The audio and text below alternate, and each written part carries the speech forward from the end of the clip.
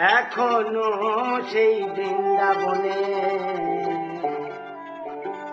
বাঁশি বাজে রে,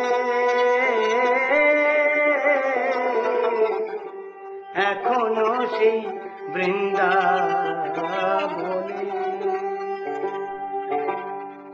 কালার বাঁশি শুনে বনে বনে ময়ূর নাচে রে। এখন আমরা ফার্স্ট ইয়ারে উদ্যোগ নিয়ে যেটা করেছি সেটার মূল উদ্দেশ্য ছিল একটা ইস্যুকে তুলে ধরা, যেটা হচ্ছে ডেথ অফ এন আইডিয়া। এবার আইডিয়াটা আমার কাছে সম্পূর্ণ প্রেসিডেন্সি ইউনিভার্সিটি হতে পারে, যেটা একটা বৃহত্তর আইডিয়া, বা তার মধ্যে ছোট ছোট কিছু ইস্যু যেগুলো প্রতিনিয়ত উঠে আসছে সেগুলো হতে পারে।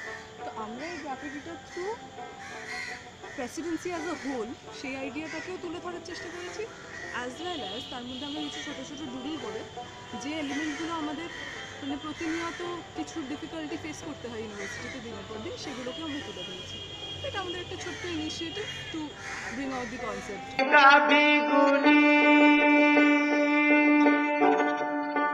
গোচারণে ছড়াই ধুলি আজ সেই গাভীগুলি,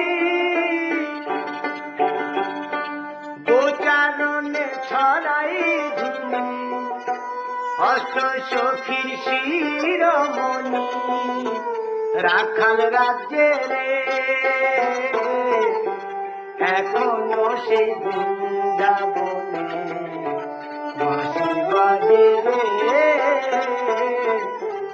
এখনো সেই বৃন্দাবনে।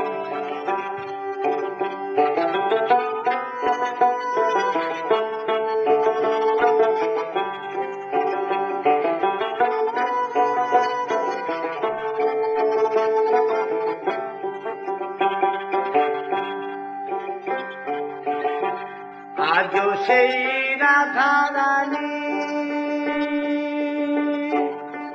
রাধা রানী,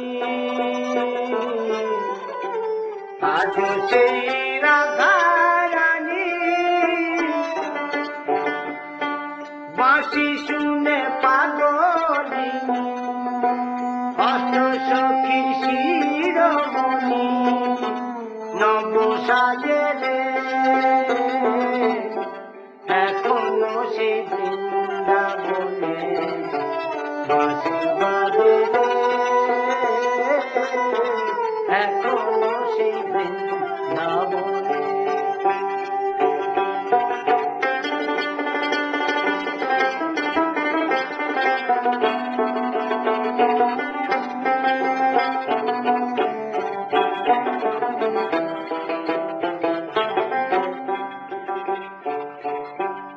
আজও সেই নীল যমুনায় জল ভরিতে যাইল না, আজও সেই নীল যমুনায় জল ভরিতে যাইল না, কদম তলায় সেই চলনায় কৃষ্ণ আছে রে, এখনো সেই বৃন্দাবনে বাঁশি বাজে রে।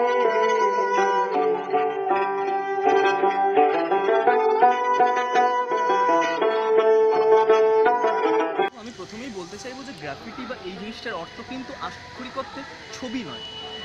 যখন আমেরিকার সমাজে ব্ল্যাক অর্থাৎ কালো নিগ্রো মানুষদের উপর অত্যাচারের সীমা ক্রমশ বেড়ে চলেছে, বা একটা সময় দেখা গেছে 1800 ওই সময়টুকুতে আব্রাহাম লিঙ্কনের সময় যে ব্ল্যাকদের অর্থাৎ নিগ্রোদের ভোটাধিকার কেড়ে নেওয়া হচ্ছে বা তাদেরকে মানুষ বলেই মানা হচ্ছে না, এই সমাজে অনেক উন্নয়নের পরেও বা অনেক ধরনের লেবার বা অনেক ধরনের পরিশ্রমের বিকল্প হিসেবে যখন অনেক টেকনোলজিক্যাল এভলিউশন এসছে, তারপরেও কিন্তু ব্ল্যাকদের বা এই জাতীয় মানুষকে যাদেরকে নিপীড়িত করে রাখা হচ্ছে তাদেরকে কিন্তু উঠতে দেওয়া হচ্ছে না। ফলে এখান দিয়ে একটা কালচারের উদ্ভব হয়, যেটা ব্ল্যাকরা মনে করেন যে আমরা এর মাধ্যমে আমরা কোনো অস্ত্র তুলবো না, আমরা কোনো কথা তুলবো না, আমরা চুপি করে থাকবো, কিন্তু আমরা আমাদের প্রতিবাদটা করে যাবো। এবং যে কালচারটি যেই সংস্কৃতির তারা উদ্ভব করে তার নাম হচ্ছে হিপ হপ কালচার।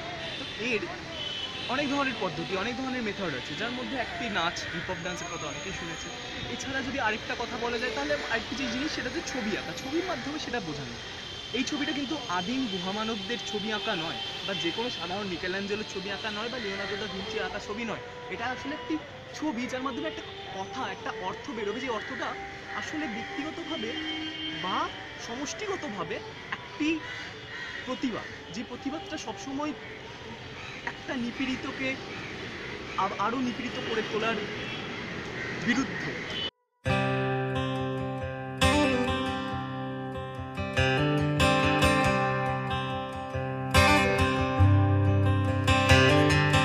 সকাতরে